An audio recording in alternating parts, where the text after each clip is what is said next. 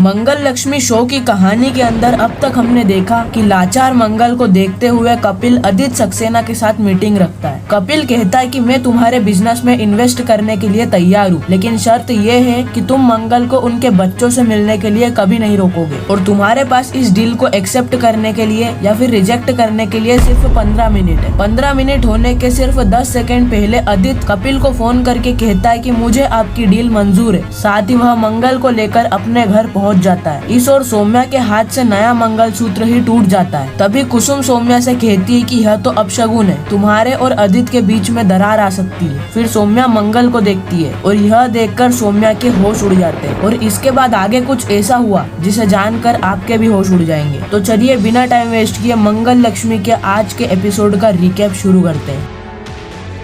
Episode की starting में हम देखते हैं कि कपिल आदित्य से कहता है कि आप इतना निराश मत होइए, पहले मेरा पूरा ऑफर सुन लीजिए, उसके बाद आप डिसाइड करना कि आप मेरे साथ डील करना चाहते हो या फिर नहीं। आदित्य कहता है कि ऐसी बात नहीं है सर, मुझे आपकी सारी शर्तें मंजूर है, आपको जितना भी प्रॉफिट चाहिए आप रख सकते हो। कपिल आदित्य से कहता है कि मेरी शर्त ये नहीं है। कपिल कहता है कि मेरी शर्त ये है कि आप अपने बच्चों को मंगल जी से मिलने के लिए कभी भी नहीं रोकेंगे। आदित्य कहता है कि ये क्या सर, थोड़ी देर पहले तो आप प्रोफेशनलिज्म की बात कर रहे थे और आपने मेरी अब पर्सनल लाइफ भी इसमें जोड़ दी, ये गलत कर रहे हैं आप सर, ये क्या कंडीशन है। कपिल भी यहाँ पर कहते हैं कि आपने भी मंगल जी की मजबूरी का फायदा उठाया है, उनको उन्हीं के बच्चों से दूर कर दिया और वैसे भी आदित्य सक्सेना वह आप ही थे जो कि अपनी पर्सनल लाइफ को प्रोफेशनल लाइफ में लेकर आए थे। वह आप ही थे ना जिनको अपनी वाइफ के अंडर में काम करने में शर्म आ रही थी। वह आप ही थे ना जिन्होंने यह ऑर्डर को रिजेक्ट किया था। वह आप ही थे जिन्होंने फिर से फोन कर यह अपॉइंटमेंट लेने के लिए डिसीजन बनाया। आदित्य सक्सेना आपके माइंड में ना क्लैरिटी नहीं है, इसलिए आप जितने भी बिजनेसमैन के पास गए हैं उन्होंने आपका प्रपोजल रिजेक्ट किया है। कपिल कहते हैं कि मैं तो बिना प्रपोजल पढ़े ही आपको ऑफर दे रहा हूँ और यह आपके पास गोल्डन अपॉर्चुनिटी है और वैसे भी आप तो ना बोलने की कंडीशन में नहीं है। आपने कहा था ना आपको अपनी माँ का ऑपरेशन करवाना है, अपने बच्चों की देखभाल करनी है। आदित्य कहता है कि सर आपकी कंडीशन बहुत ज्यादा बेकार है, क्या आप बाकी बिजनेसमैन को भी ऐसी ही कंडीशन देते हैं। कपिल कहता है कि मेरे पास ज्यादा टाइम नहीं है, अगर तुमको यह डील चाहिए तो बता दो, नहीं चाहिए तो मत बताओ, मेरी कंडीशन तो यही रहेगी। वैसे भी कंडीशन क्या है, एक माँ अपने बच्चों से मिलना चाहती है और तो कुछ भी नहीं। दूसरी ओर हम देखते हैं कि मंगल अक्षत के साथ खेलने लगती है। तभी अक्षत मंगल से कहता है कि मम्मी आप मुझे छोड़कर तो नहीं जाएंगी ना। मंगल कहती है कि कभी नहीं अक्षत, कभी नहीं, एक बार मैं जो गलती कर चुकी हूँ उसको मैं दोबारा नहीं दोहराऊंगी। अक्षत कहता है कि मम्मी आपको पता है कि पापा मेरे से बोर्डिंग स्कूल में मिलने तक नहीं आते थे, वह बस फोन करके कहते थे कि नेक्स्ट टाइम आऊंगा चैन, और तो और वो मुझसे अगली बार भी नहीं आते थे, फेक प्रॉमिस करते थे।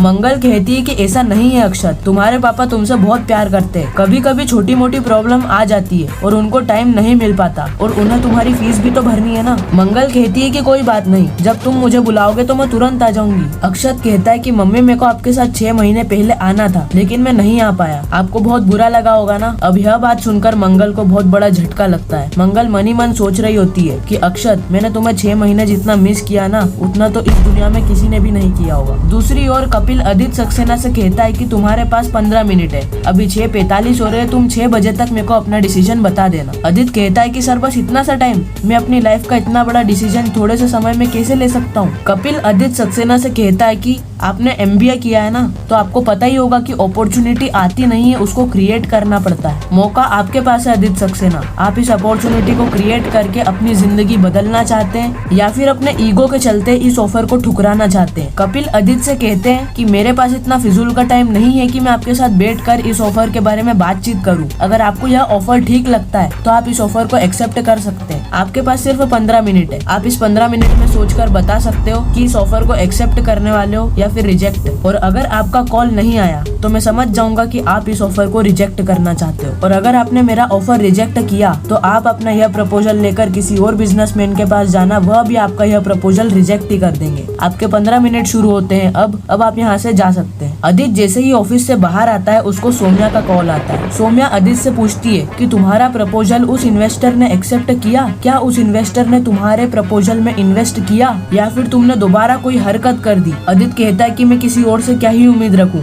जब तुम ही मेरे बारे में ऐसा सोचती हो। सौम्या कहती है कि आदित्य हम हर बार ऐसे ही तो बात करते हैं, खैर वो छोड़ो, तुम ये बताओ कि उस इन्वेस्टर ने तुम्हारे बिजनेस में इन्वेस्ट किया या नहीं। आदित्य कहता है कि एक्चुअली सौम्या कहती है कि आदित्य तुम जब भी एक्चुअली कहते हो ना, मुझे पता लग जाता है कि तुमने इस ऑफर में कुछ न कुछ गड़बड़ कर दी है। कोई बात नहीं, 6 महीने से तो मैं घर चला ही रही हूँ, थोड़े समय और चला लूंगी और तुम आदित्य नाकार जैसे घर में बैठे रहना। इतना कहकर सौम्या कॉल को काट देती है। इसके बाद जैसे ही आदित्य अक्षत का चेहरा देखता है, आदित्य बहुत ज्यादा खुश हो जाता है क्योंकि उसने इतने समय बाद अक्षत को खुश देखा था। आदित्य जैसे ही अक्षत का चेहरा देखता है, वह भी खुश हो जाता है और वह कपिल भटनागर को फोन करके कह देता है कि उसे यह ऑफर मंजूर है। कपिल भटनागर आदित्य से कहते हैं कि वेल एंड गुड, तुमने बहुत बढ़िया डिसीजन लिया है। कल से तुम मंगल जी के अंडर में काम करोगे, तुम्हें कोई एतराज तो नहीं है। यह बात सुनकर आदित्य बहुत ज्यादा चौंक जाता, लेकिन मजबूरी के चलते आदित्य कपिल भटनागर को हाँ कह देता है। कपिल भटनागर आदित्य जी से कहते हैं कि बस हमारा यह कोलेब्रेशन सक्सेसफुल हो। अगले ही सीन में हम सौम्या को देखते हैं जो कि अपने दोस्तों के साथ गपशप कर रही होती है। सौम्या सभी को बताती है कि आज अक्षय तृतीया है ना, इसलिए मैंने आज सोना लिया है। कुसुम सौम्या को देख लेती है और सौम्या की सारी ही बातें सुन लेती है। सौम्या बातचीत करते हुए कहती है कि मैं कब तक घर के खर्चे उठाती रहूंगी, मैं अपने लिए भी तो कुछ करना चाहती हूँ ना,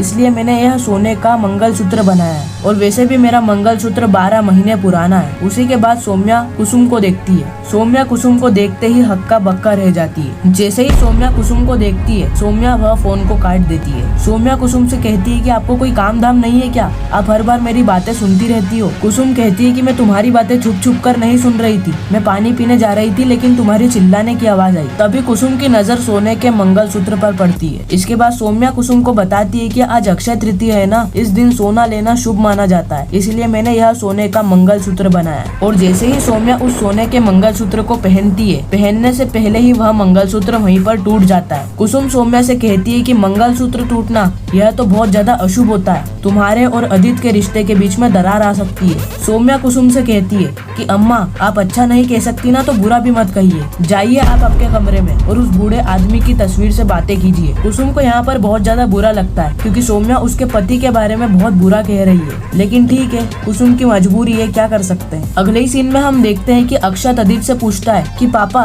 मैं मम्मी से कभी भी मिल सकता हूँ। आदित्य कहता है कि हाँ। मंगल भी यह बात सुनकर बहुत ज्यादा चौंक जाती है और वह मन ही मन सोचने लगती है कि अभी तो अक्षत के पापा मना कर रहे थे, 2 मिनट के अंदर डिसीजन भी बदल दिया। तभी अक्षत मंगल से कहता है कि मम्मी आप भी हमारे साथ घर चलिए, चलिए बैठ जाइए कार में। आदित्य भी मंगल से कहता है कि बैठ जाओ कार में, यह सारी चीजें मैं अक्षत के लिए कर रहा हूँ क्योंकि अक्षत इतने दिनों से रो ही रहा था, तुमसे मिलने के बाद उसके चेहरे पर खुशी आई है। अगले ही सीन में हम देखते हैं कि यह तीनों कार में बैठकर घर पहुंच जाते हैं और मंगल कुसुम और ईशाना से कहती है कि अम्मा और ईशाना आप लोगों की शक्ल देखने के लिए मैं तरस गई थी। लेकिन उसी वक्त मंगल को सौम्या की बातें याद आती है कि किस तरीके से सौम्या उस मंगलसूत्र पर क्रूर दिखा रही थी, कि कैसे सौम्या ने मंगल की बेइज्जती करी थी और मंगल को इस घर से कैसे भगाया था। आदित्य मनी मन सोचता है कि मैं अगर मंगल को घर के अंदर आने दिया तो मंगल पूरे ही घर को सर पर उठा लेगी, इसीलिए मेरे को मंगल को कुछ भी करके रोकना होगा। इसीलिए आदित्य अक्षत को समझाने लगता है कि तुम तुम्हारी मम्मी से कल भी मिल सकते हो, परसों भी मिल सकते हो, लेकिन अक्षत नहीं मानता है। वह कहता है कि अगर मम्मी घर के अंदर जाएगी तो ही मैं घर के अंदर कदम रखूंगा, नहीं तो मैं भी घर के अंदर नहीं जाने वाला। और अक्षत की इसी जीत के साथ मंगल लक्ष्मी का यह खूबसूरत सा एपिसोड यहीं पर ही एंड हो जाता है। अब आने वाली कहानी में देखना यह होगा कि क्या मंगल घर के अंदर आती है या फिर नहीं, और अगर मंगल घर के अंदर आ जाती है तो सौम्या मंगल के साथ क्या करने वाली है। मंगल लक्ष्मी की आने वाली कहानी बहुत ही ज्यादा रोचक होने वाली है। आप कितने ज्यादा एक्साइटेड हो नीचे कमेंट सेक्शन में जरूर बताना। मैं मिलता हूँ नेक्स्ट इंटरेस्टिंग वीडियो में, जब तक के लिए गुड बाय।